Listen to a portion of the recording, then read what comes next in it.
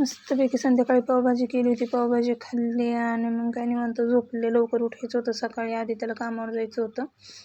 उठल्यावर तयार झाली मस्तपैकी. पप्पांना ओवाळलं. मी दरवर्षी पप्पांना राखी बांधते, आमच्या आत्याला राहिलं आहे म्हणून मग मी दरवर्षी ओवाळत असते पप्पांना.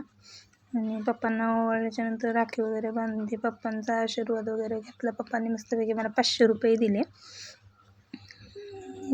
त्याच्यानंतर आदित्याचं चालली होती त्यावर उरकायची तयारी. आदित्याची तयारी झाली की मग तो येऊन बसला. मग त्याला ओवाळायचं होतं, त्याला ओवाळलं.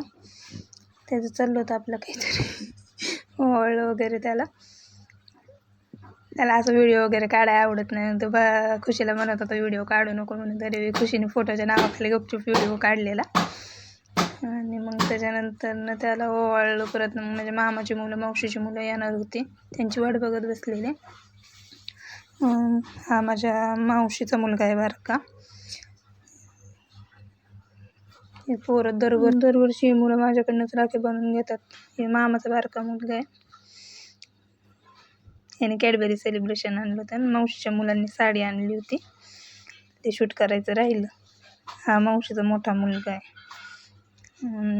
मला म्हटलंय पुढच्या वर्षी मोबाईल घेतो म्हणून तुला. ही साडी दिसत असेल तुम्हाला, ती साडी त्या दोघांनी दिली होती. ही मामाचा बारका मोठा मुलगा आहे.